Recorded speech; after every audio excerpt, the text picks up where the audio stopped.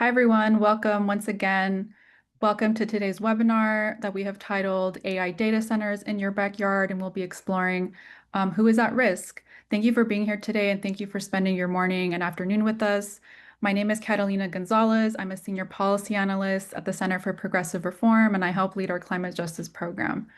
Before we get started, I want to tell you a little bit about the center. For those of you who are new here for the first time, welcome. We're glad to see you here.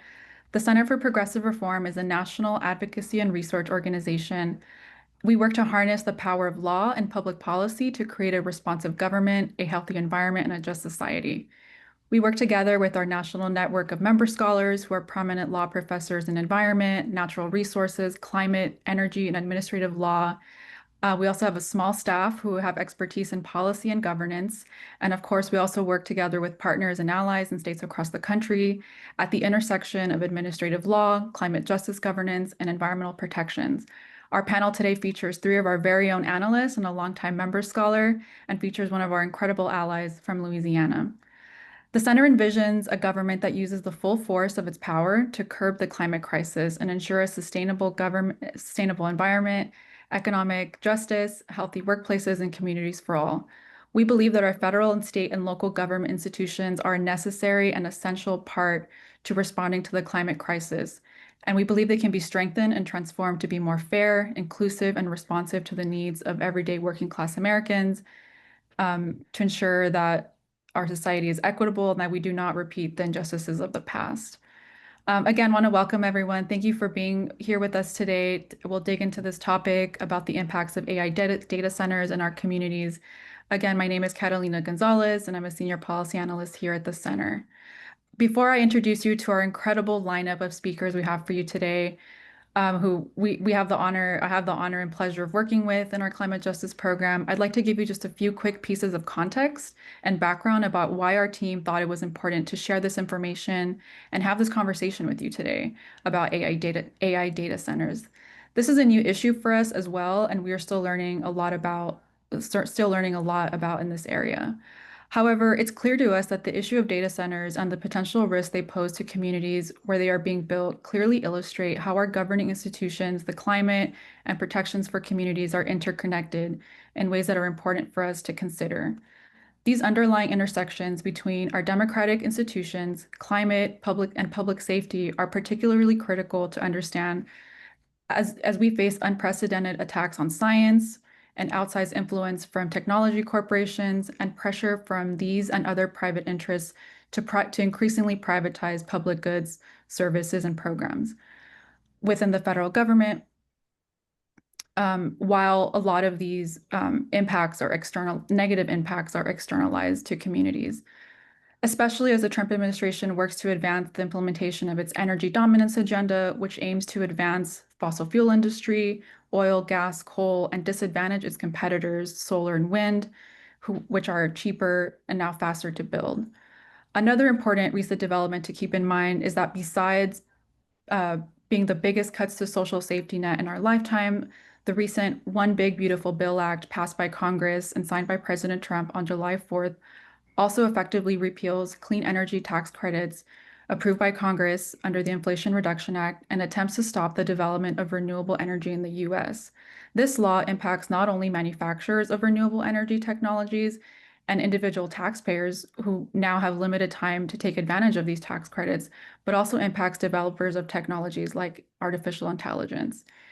In order to confront these issues and demand consent, transparency, accountability related to these projects, we need a more clear understanding of our federal, state, and local governing institutions and decision makers and their respective levels of authority in order to have a better understanding of the energy sources that will power these data centers. This is the information our speakers will share with you today. As you're well aware, AI technology is incredibly popular and widespread. There is an AI-generated response that corresponds with every single Google search. AI was likely to be used to scan recently to use sensitive government information at DOJ to make decisions about cuts to critical personnel and programs. Recently, AI technology was used to impersonate officials from the State Department and also shared And our president has also shared AI-generated content and misinformation to attack political opponents. There's also evidence that suggests small-scale artificial intelligence within limited ethical bounds can be full of promise. Our goal today is not to demonize artificial intelligence technology, and leave it to you to decide whether this technology is necessary. However, just to be clear, the focus of this webinar today is large hyperscale data centers built to be dependent on fossil fuels that operate on for-profit models that are increasingly becoming a reality for communities. All right, now I'm thrilled to introduce a distinguished panel of experts who will give you a roadmap and information to understand the energy landscape of AI data centers and potential policy solutions and what these could look like. We'll start at a high level with recent Trump administration actions, explain some of the details on how data centers are related to our energy system and how they could impact your utility bills. We'll also take a closer look at the public health implications, and our partners from the Alliance from Affordable Energy will talk about specific project on the ground in Louisiana they are engaged in educating communities about. At the end, we'll also invite you to share questions, and please drop those in the chat as they come up for you. First, we'll hear from Daniel Farber, who is the Show Sato Professor of Law and Director of the California Center for Law, Energy, and Environment at the University of California, Berkeley School of Law. He's a nationally renowned expert in constitutional law and climate change. Brian Dunning is a senior policy analyst at the center. He's an attorney and has worked as an environmental lawyer for over 10 years and also holds a master's in public health. He leads our energy justice work in Maryland and the Chesapeake Bay region on behalf of the center. Sophie Loeb is a policy analyst at the center who has led the center's energy justice work in North Carolina and the Southeast for the past 3 years. Sophie has a background in public health and also holds a master's in public health, is an energy expert and co-chairs work group with the Southeast Climate Energy Network. We're also very thrilled to have Katie Miner joining us for today's panel as well. Katie is a leading movement builder and organizer grounded in Southwest Louisiana, who works as the Community Solutions Manager at the Alliance for Affordable Energy. Without further ado, I want to turn things over to Dan Farber to get us started. Oh, great, thank you. So let's see. Let's move to the next slide from the title. And let me say just a little bit in additional background. The Department of Energy estimates that power use from data centers could roughly triple from 2023, which is the last data we really have now, to 2030. This is going to be a big jolt to the permitting system, depending on the source of the power. Unless they're on federal lands, solar and wind generally require state or local permits, but not federal permits. Thermal power plants, however, that's gas, coal, nuclear, will require permitting for cooling water, and fossil fuel plants will need air pollution permits. So I'm going to sort of explain the permitting system, and then hopefully that will be useful background for the remaining speakers. So let me begin with projects having a federal nexus. A federal nexus could involve federal funding, or it could involve use of federal land for the data center itself or for an associated power generator. The Trump administration has talked about this as an option. Those would bring into play the normal federal permitting process, which would require an environmental impact statement or at least an environmental assessment. Depending on location, there might also have to be a biological opinion from the Fish and Wildlife Service to ensure Endangered Species Act compliance. Now, Trump is trying to short circuit this for all manner of projects. So he'll undoubtedly try to make this as rapid as possible with as little public input as possible. And we'll just have to see how that plays out. In terms of plants that have their own dedicated generation source, where the plant itself just hooks into some existing power plant and takes over the output, a new nuclear plant would require licensing from the Nuclear Regulatory Commission, another thing that Trump's trying to short circuit. And a new fossil fuel plant would fall under the Clean Air Act. If it's a major source, which I'll explain in a little bit, it would have to go through pre-construction review. Cooling water, which is crucial for these plants because for these data centers because the chips can only function in a narrow range of temperatures, but they generate a lot of heat, would also be subject to federal regulation under the Clean Water Act. And uh, in any event, a standalone power plant would need state approval for compliance with the state implementation plan for air pollution. So let's talk about situations involving the data center itself. One issue is going to be water pollution. Uh, Half of data centers apparently don't even track their own water use, but the indications are that it can be quite large. In 2021, for instance, Google data centers near one Oregon city, the Dalles, used over 355 million gallons for cooling. Water goes through multiple cycles, and that concentrates certain pollutants, such as dissolved solids and chloride. And as a result of that, the water may require pretreatment or a discharge permit with treatment requirements, depending on whether it goes into the municipal system or is discharged directly into a water body. And importantly, the data center may also need some kind of state permit to withdraw the water from either groundwater or hopefully some water body in the first place. And that's going to depend on water law rules in each individual state.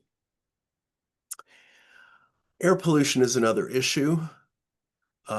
Emergency generators for backup power require permitting, even if the plant isn't generating all its own power. In non-attainment areas, which include a lot of the places where you might want to build a data center, the threshold for new source review is 100 tons per year of a regulated pollutant. And new source review is not only a sort of onerous permitting process, but because there are special requirements in non-attainment areas, it may be necessary to purchase pollution reduction credits in order to bring in the new generators. Staying below the cap, so making sure that you don't hit 100 tons per year or more, may require limiting runtime and suspending operations at some point. And air dispersion modeling is needed to ensure compliance with a variety of air standards. You have to find out if there's pollution, where is it going to go? And that turns out not to be technically all that easy. So that's another issue in terms of permitting. EPA has a proposal to speed up air permits for power plants used for data centers. Today, you normally have to get pre-construction approval before you do anything. But EPA plans to allow everything up to actual groundbreaking, all the sort of preliminary work, before the pre-construction review. And it also says it will address, quote, the minimum requirements for public participation when it comes to minor emitters. So the protest of a few does not unnecessarily thwart progress for all Americans. I think this is pretty clearly aimed at resistance from local communities as well as environmental justice concerns. EPA hasn't actually done this as of yet. They're only proposing uh, and planning to do it. So we'll have to see how that plays out.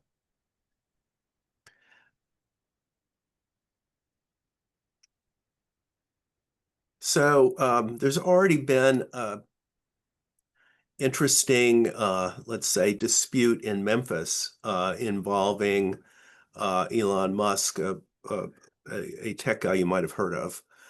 Musk's XAI installed 35 portable gas turbines without air permits, without applying for air permits, to help power its supercomputer in Memphis. Notably, this is a significant environmental justice issue. It's in a Black neighborhood that's already burdened by pollution. Um, The company said that they were only using 15 of the 35 and that the others were just being stored there.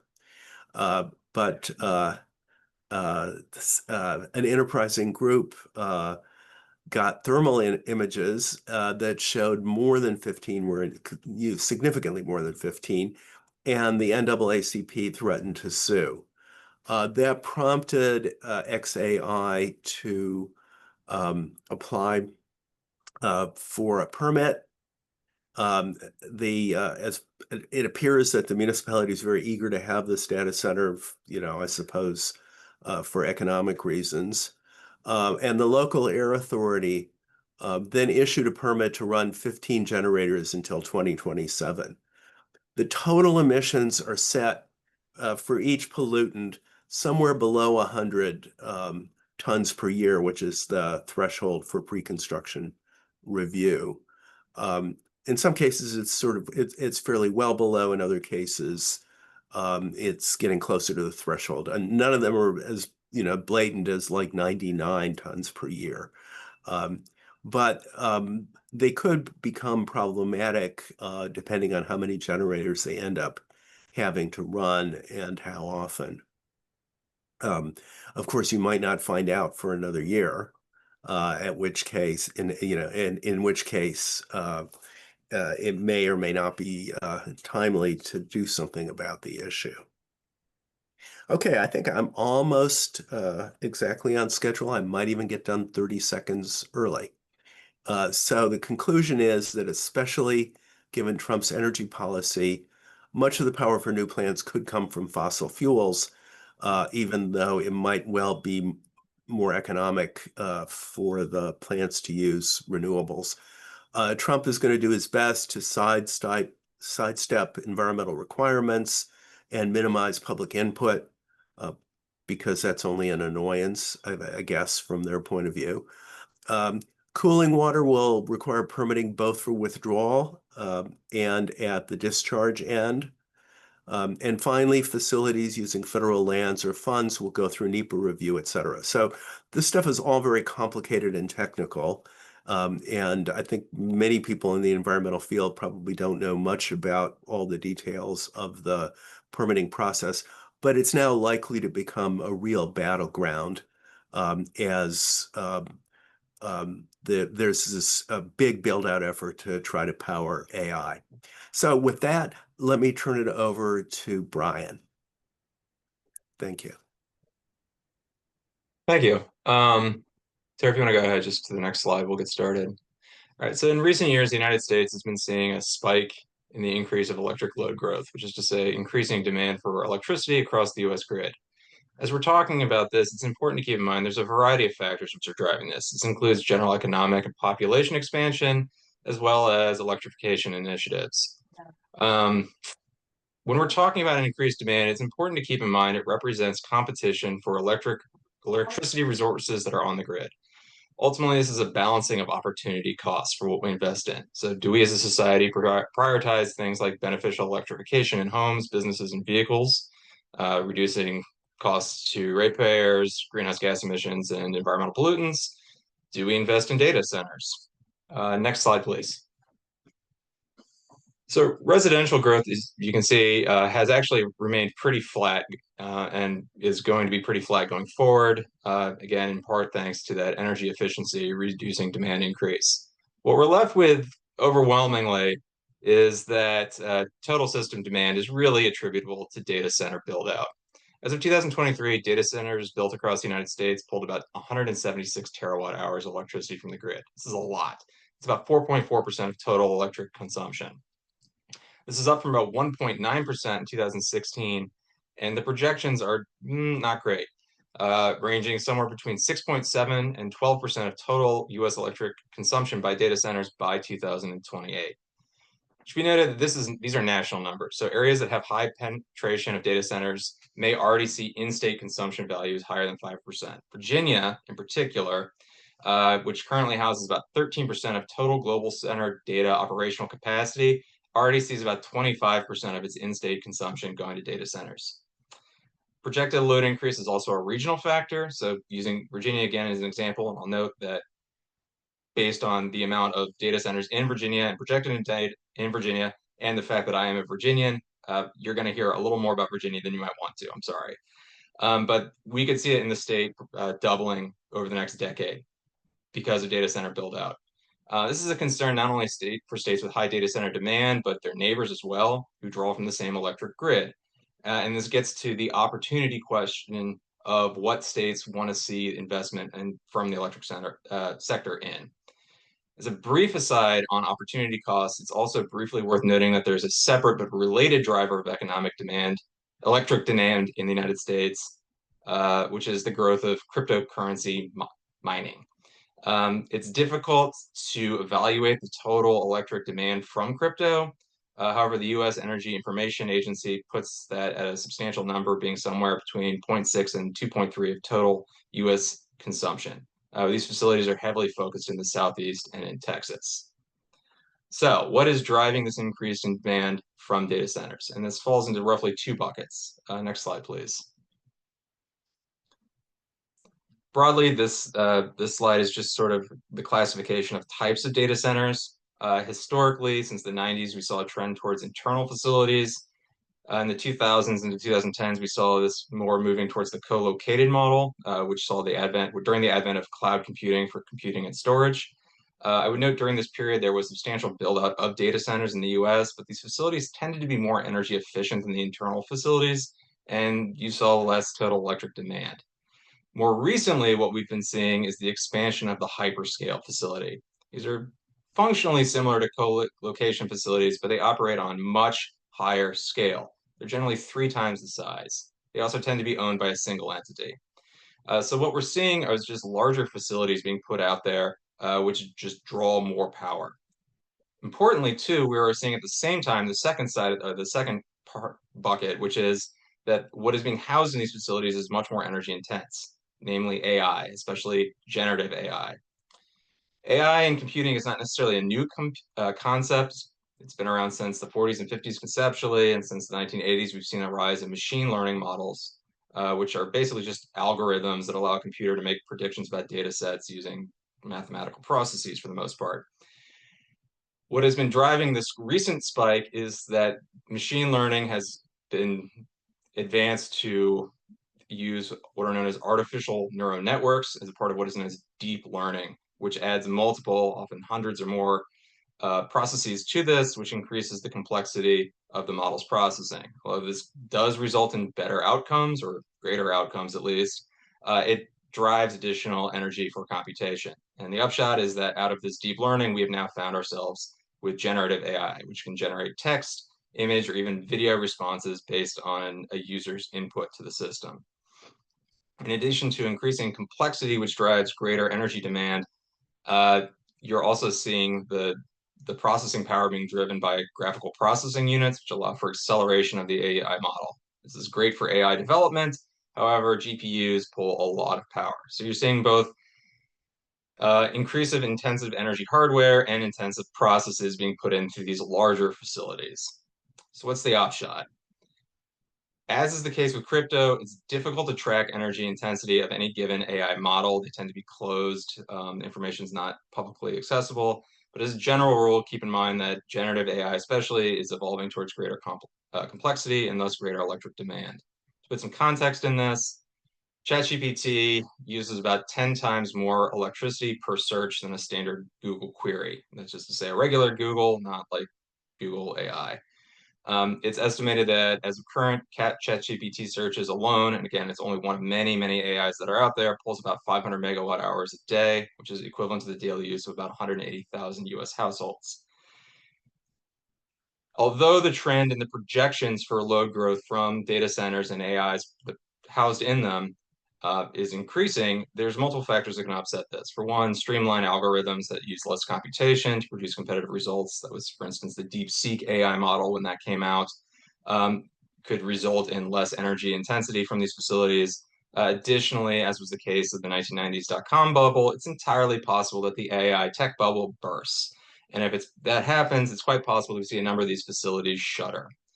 Which might be good for grid reliability, but it represents a risk of significant stranded assets to be borne by ratepayers. Next slide, please. So what does this mean for ratepayers and utility bills? Currently, data centers are treated as commercial ratepayers. So effectively, it's the same as a business or an office suite, et cetera. They pay rates in traditional sense, with costs in the utility being allocated across residential, commercial, and industrial ratepayers. Functionally, these costs are both the commodity cost, how much does the utility have to pay to source electric generation from the grid, and transmission and distribution costs, how much does that infrastructure cost to bring the generation to the end users. The spike in demand from data centers means there's increasingly intense competition for available generation, which is driving costs up across the board. Additionally, increased local demand from data centers drives up new transmission projects to bring electricity to these facilities. And the result is that you're seeing these costs being socialized out across ratepayers generally. To put this in context, and again, using Virginia as an example, data centers, just on business as usual, are projected to increase costs for the residential utility customer between $14 and $37 a month through 2040. Evaluation of how data centers are treated as a customer class would be an important way to evaluate this and ensure that these costs are not socialized out across residents. It's also important that under current development, the cost allocation for data centers can have impact on ratepayers in localities and states outside of the data center site. This is my final example of Virginia. I apologize. Transmission costs for centers in Virginia have, for instance, being built through the state of Maryland. It's estimated that this built transmission will have Maryland ratepayers facing upwards of $800 million in costs to serve this load. It's important to keep in mind that the economic benefits, such as it is for data centers to the state or locality, is generally construction jobs in that state and then state and local taxes. So that $800 million paid by Maryland, Maryland is not seeing the tax benefit from this. Finally, as noted, there's substantial costs about stranded assets. States and RTOs are approving generation and transmission to meet the steep curve for data center build-out, and that infrastructure has a significant lifespan that is recouped over the lifetime of the infrastructure. There's no guarantee that data center growth will not see a bubble burst. Should a data center elect to offline for economic reasons, without certain guarantees, which can include exit fees, minimum contract terms, or financial collateral, which would be imposed generally on interconnection by a public utility commission, the cost of the energy infrastructure built to support these facilities would revert to the ratepayers, which would represent significant risk to residential and other ratepayers in the region. As a final note, my conversation here today with you is about the economic impacts to residents from data centers, but that's hardly the only impact that communities face from data centers. And in discussing these broader impacts, I would like to pass it to my colleague, Sophie. Thank you, Brian, for sharing more about the rise of data centers and impact on our bills. Let's continue with the public and environmental health impacts of these centers and who stands to benefit and who is at risk. Beyond demand on the grid and affordability concerns, as my colleague shared, there are significant air pollution and water use concerns from these facilities, especially in communities that are already overburdened by climate pollution and/or are ecologically vulnerable. As many AI data centers are connected to fossil fuel grid infrastructure, there are air pollution concerns related to the burning of methane gas to power these centers. In fact, nationwide, there are already 20 new fossil fuel projects being planned to meet data centers' soaring energy demands. In my state of North Carolina, our Utilities Commission cited load growth forecasts from large customers, including half from data center related projects, as a primary reason to build methane gas resources for grid reliability. Burning methane gas produces nitrogen oxides and fine particulate matter, criteria air pollutants, which increase the risk for respiratory related illnesses like asthma, cancer risk, and cardiovascular disease. Exposure to these air pollutants leads to substantial health impacts from these chronic illnesses like hospitalizations, school lost days, lost work days, medications, emergency room visits, and excess deaths. Indeed, researchers have found that air pollution from data centers can lead to 600,000 asthma cases and 1,300 premature deaths annually by 2030, in addition to excess morbidity and mortality from existing forms of air pollution. Without significant moves toward renewable energy grid resources, these data centers can increase demand for methane gas equal to the demand of entire states like California or New York, further increasing greenhouse gas emissions, leading to increased public health impacts from air pollution, and also facilitating climate warming. In addition to running on fossil fuel grids, AI data centers also use diesel generators as a backup fuel during power outages. Diesel generators emit 200 to 600 times more nitrogen oxides than a methane gas plant, so even infrequent use of these generators can lead to significant air pollution. A study by the state of Virginia revealed that Virginia's data centers exceeded by 7% what air permits allowed for this diesel-based pollution, and that's just one documented example. Data centers also consume vast amounts of water resources. The water-intensive cooling systems consume millions of gallons of drinking water every year. This water is fresh water, and only a small portion of this water is returned to the source, around 20%, with the rest lost to evaporation. The scale of water consumption is high and is only projected to increase. Google, Microsoft, and Meta used a combined 580 million gallons of water in 2022, which is equivalent to 15 million households worth of water use. Water use is projected to increase too. By 2028, it's estimated that 720 billion gallons of water will be required to cool servers. This amount is equivalent to the water needs of 18.5 million households. Especially risky is the water withdrawals from freshwater resources are often in water-stressed or drought-prone areas. For example, in Goodyear, a town in the southwest desert of Arizona, a drought-prone region with limits for residential construction due to groundwater capacity, has a data center using 56 million gallons of potable water annually, which is equivalent to 700 households or about 2% of the town's residences. So who stands to benefit and who is at risk? Amazon, Microsoft, and Google are the three largest hyperscale data center companies. The main argument for attracting these data center companies to localities is economic development in the form of tax revenue and jobs. Some communities welcome data centers and see the benefit of economic development greater than the risk of environmental and public health concerns. But the trade-offs can be in stark contrast. In economically challenged rural areas, local officials may rubber stamp projects in hopes of supplying their communities with alternative employment to replace dying industries like coal and timber, but communities don't always receive the direct benefit. For example, Morrow County in Oregon provided Amazon with $1 million in incentives to build 15 data centers. One of the data centers ended up supplying only 200 jobs. Meanwhile, Amazon avoided over $83 million in taxes, which residents say could have provided valuable revenue to fund services like rural hospitals and schools. For many communities, the risks of data centers far outweigh the benefits. Communities, specifically those structurally marginalized by racist practices such as redlining and gerrymandering, are already disproportionately impacted by climate change and overburdened by climate pollution. Due to systemic racism in lending practices and zoning laws, people of color, especially those who are low wealth, are more likely than any other groups to live near oil refineries, gas plants, and other dirty energy infrastructure. Higher and disproportionate exposure to these facilities' toxic emissions correspond to higher rates of respiratory problems. Indeed, communities and counties near natural gas plants face cancer risk far above the EPA's level of concern for methane gas exposure. These same communities facing disproportionately high exposure to air pollutants from dirty energy infrastructure also are the most significantly energy burdened, meaning they pay a high proportion of energy bills relative to their incomes. Racial disparities exacerbate energy poverty. Households deemed to be energy burdened are more likely to be low-income Black and Latino people. In Black households, median energy burden is significantly higher than non-Hispanic white households. Without adequate regulation, these communities may receive compounding and additional burden from data center facilities in the form of additional air pollution to power these plants from both primary and secondary air pollution sources, and higher energy bills to subsidize the large-scale demand. This further increases the existing public and environmental health disparities as well as additional energy burden. These same communities that contribute the least to climate change will also face some of the most severe impacts from additional climate pollution from AI data centers. So are AI data centers necessary? Do the costs outweigh the benefits for communities? Well, I will let you determine that. Now I'll pass it over to Katie Miner. Thank you, Sophie. Let's go ahead and just skip ahead 3 slides probably. That's me. I'm at the Alliance for Affordable Energy down in Louisiana. We serve ratepayers at the Louisiana Public Service Commission. Let's see, I am also skipping forward, sorry, trying to catch up on time. For 40 years, we fought to protect the right to clean, affordable, and responsible energy for our state through 3 pillars. While our mission hasn't changed, the ways in which we engage have evolved. Today, I'll do my best to give you a round view of why we're making so much noise about this. So imagine a new large city emerged overnight in town next to you. The city needs more electricity than your town and all the towns nearby. The city has a plan for generating electricity. They've decided that you will pay for most of it. Not only will you pay for the new city's electricity, but your own utility services will be impacted.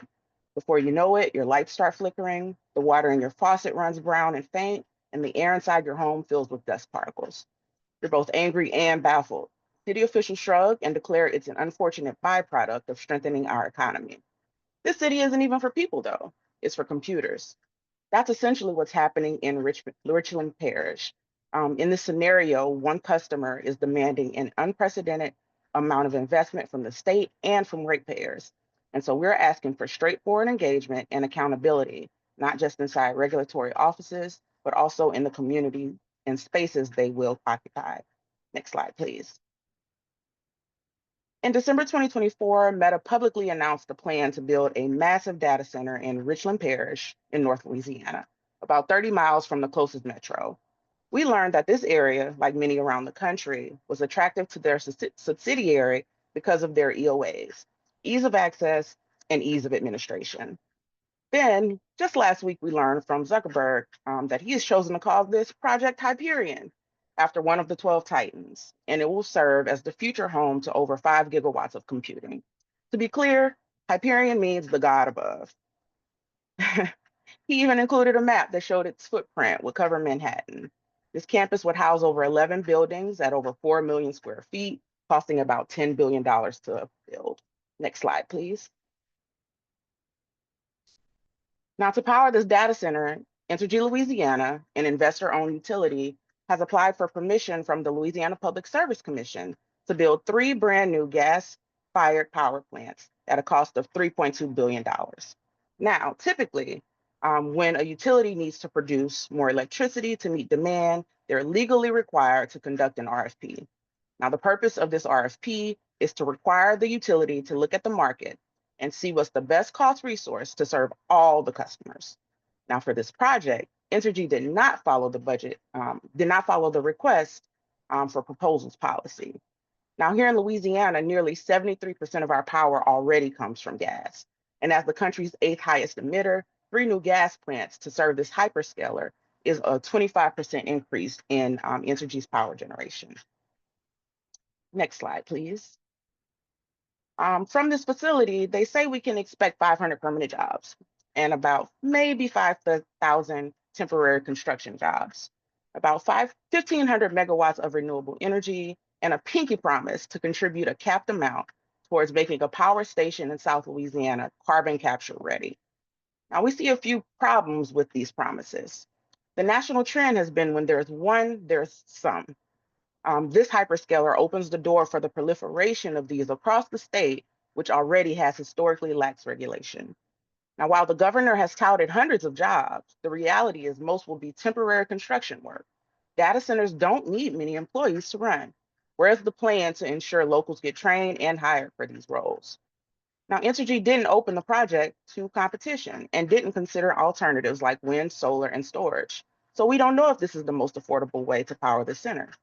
Louisiana ratepayers could be paying for these plants long after Meta has moved on. AI data centers like Meta's are not traditional, steady energy users. Their loads change rapidly, sometimes spiking or dropping in ways that current utility planning tools aren't equipped to predict. We also got to talk about the atrocious way in which the state has created a way for taxpayers to subsidize this data center for a multi-trillion-dollar megacorporation. Legislation that was meant to expand broadband in rural areas was Columbused and rewritten to give a sales tax rebate for these data centers. Entergy's proposal also cites future possibilities for solar and carbon capture technologies, but those weren't part of the plan. Carbon capture is a dangerous, expensive, and unproven technology that has never been proven to work at scale. What's being considered right now are fossil fuel plants and a lot of new emissions.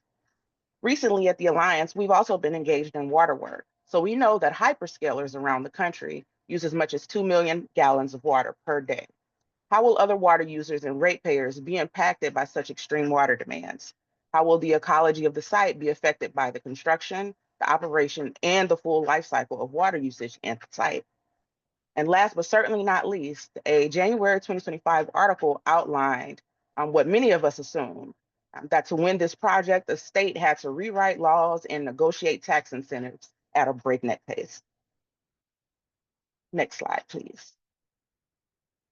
We believe Entergy's application has failed to adequately assess thermal, voltage, and transient stability risks, which are critical grid reliability measures.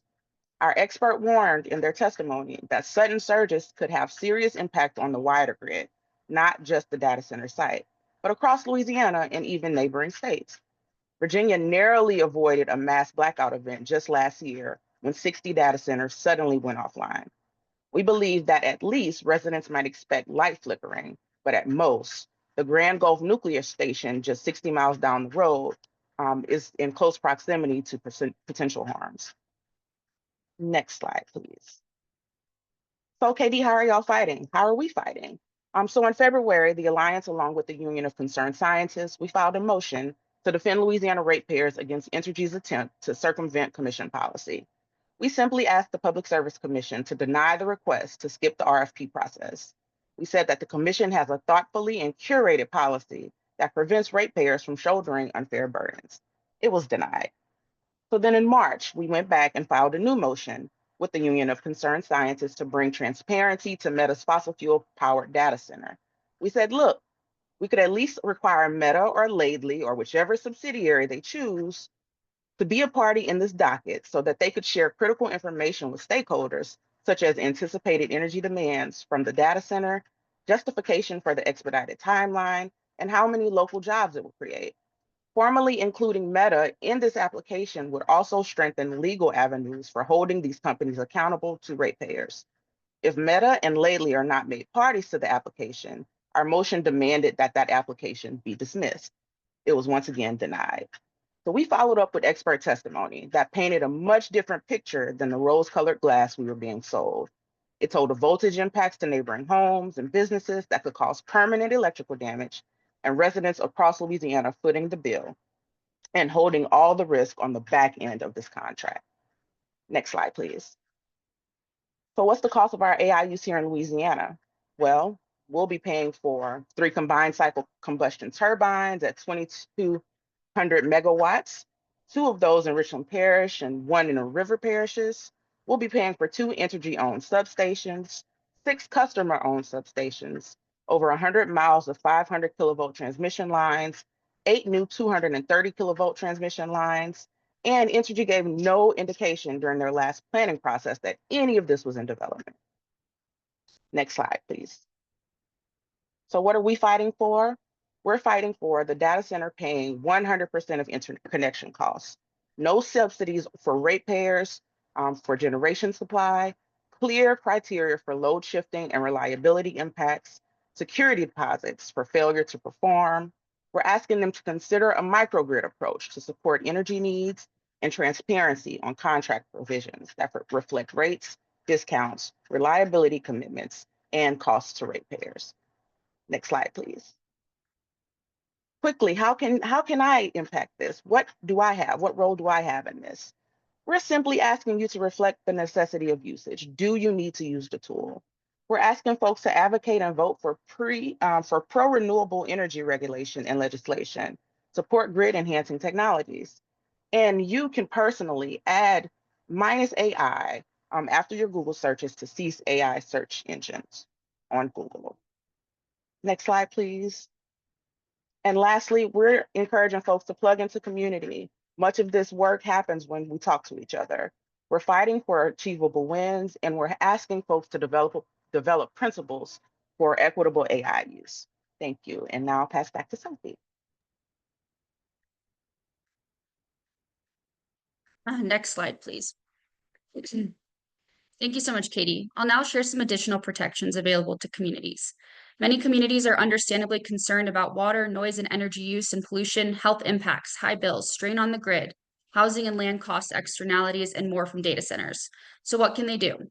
It's worth noting some federal context before diving into this question. There's not currently a set of rules for large load interconnections at FERC. This includes interconnections other than data centers, but at this point, and projected forward, the majority of them are data centers. So certain states have adopted requirements, but it's a touch ad hoc, and having a federal baseline could be helpful. In absence of uniform federal guidelines, there can be significant disparities in regulation of data centers, and more concerning, even moves at the federal level to prevent meaningful state-based regulation.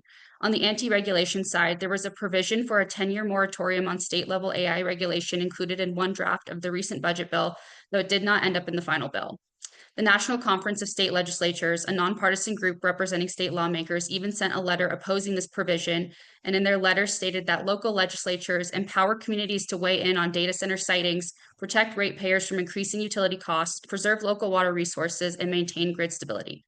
Clearly, there's concern about unregulated and unfettered growth of data centers, and blanket moratoriums on regulating such centers is not in the public interest. Opposing these blanket moratoriums is important. At the local level, already $64 billion worth of data center projects have been blocked or delayed due to local opposition.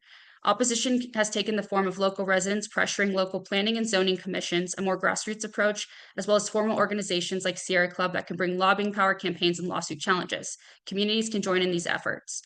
It's also important to note the role that NIMBYism, not in my backyard, may play in successfully blocking these proposals. White communities have been successful in organizing NIMBY movements in opposition due to a mix of property rights, power, and political influence. Data center projects in predominantly white communities, for example, the Roundhouse Digital Infrastructure Project in Cascade Locks, Oregon, and the Harper Road Technology Project in Peculiar, Missouri, faced opposition based on noise, high bills, and effect on property values, and were successfully blocked. Communities who don't have the same power, resources, political influence, and land ownership rights often do not have the same level of success for local opposition to undesirable projects. For example, as my colleague Dan shared about earlier, the XAI facility in South Memphis, a community with a legacy of environmental injustice and industrial pollution, is a prime example of intentional exclusion of impacted communities in decision-making and permitting process, and thus more difficulty objecting to these centers.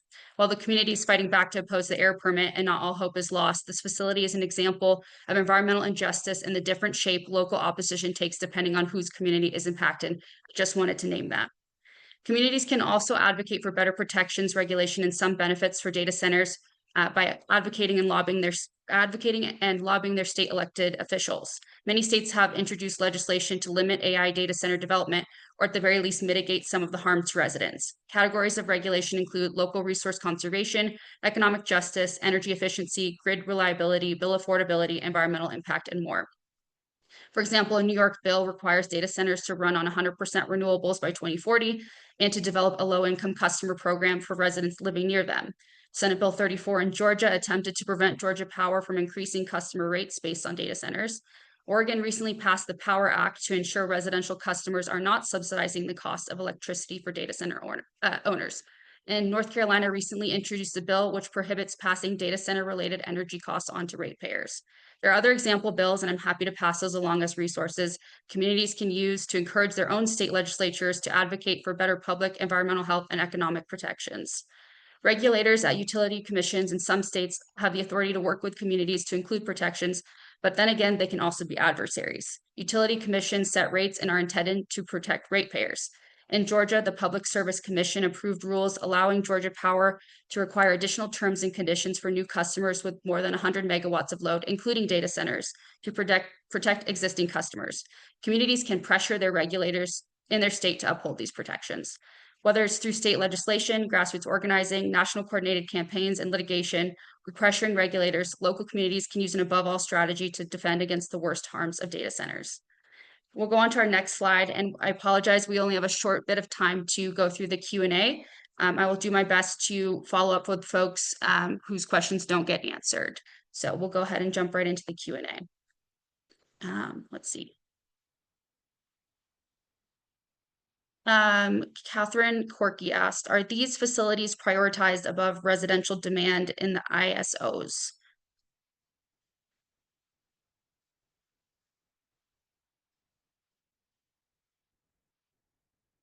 I'm not sure who that was directed towards.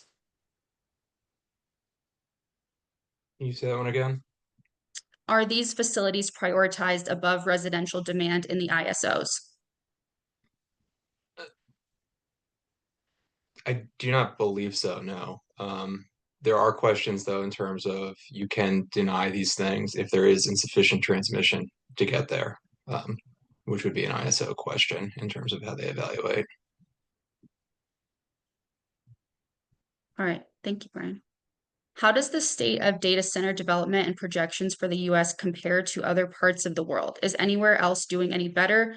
Or as in so many other cases, is there also displacement of these harms to the global south or risk of this happening? Any panelists can take this one. From what I see, this issue is pervasive. It's also exists down in the global south. Down in Uruguay, they're having a similar fight. So we are all now the time is of the essence. We should be reaching out to our counterparts across the world to find out how to combat this issue. Thank you, Katie. We have this question here from Charles Miller. We're fighting a proposal for what would be the US second or third largest data center here in Alabama.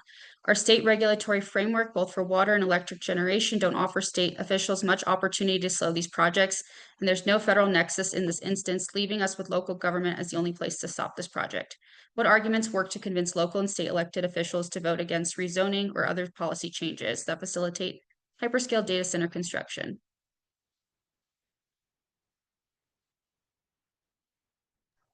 Hi, Charles. We're following that project down in Bessemer also. Some of the things that have worked is the tax argument.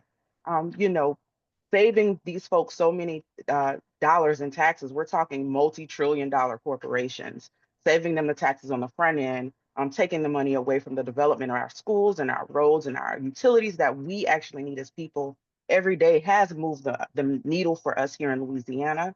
And we hope that message is resounding in Alabama also. Thanks, Katie. We have this question here. I've tried and been unable to find a way to turn off the AI results in Google searches. Is that really not an option? But did Brian just say that is not what uses that the 10 times greater energy demand to provide results? That's just ChatGPT.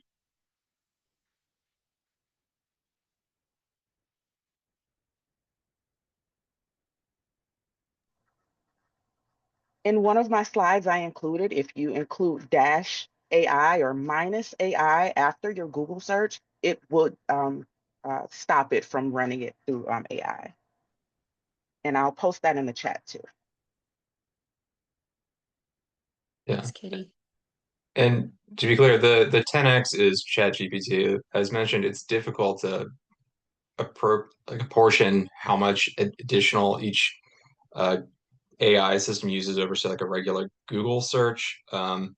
But yeah, if you're getting the flat Google AI, that's going to be giving you a higher pull than just a flat out. So that minus AI is, if you're trying to avoid that, a good thing.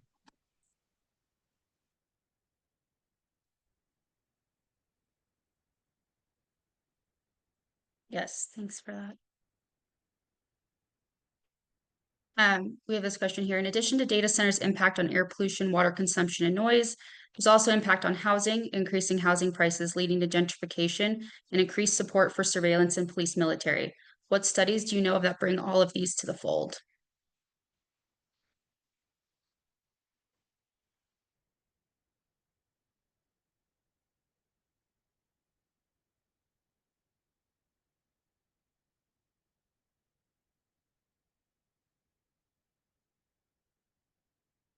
Happy to do the research, is what I can say.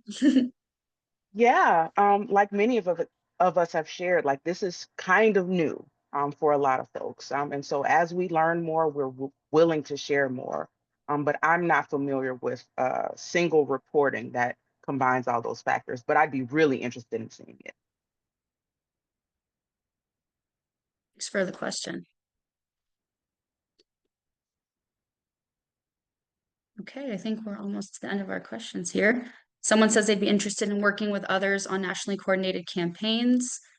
Dan, we can go ahead and loop you in, follow up with you.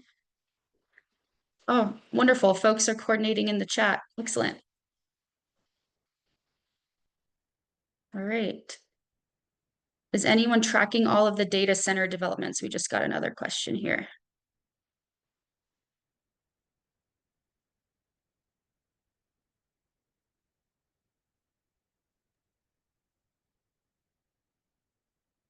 I'm familiar with tracking data center developments. Largely, it tends to be regional or state-based organizations. But if there is a national one, that would be wonderful to hear about as well.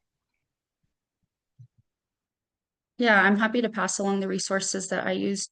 They're probably not all comprehensive as they're popping up every day. So, but I will follow up with you.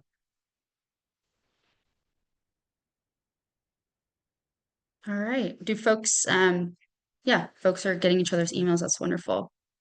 And with that, Tara, can you go to the final slide, please?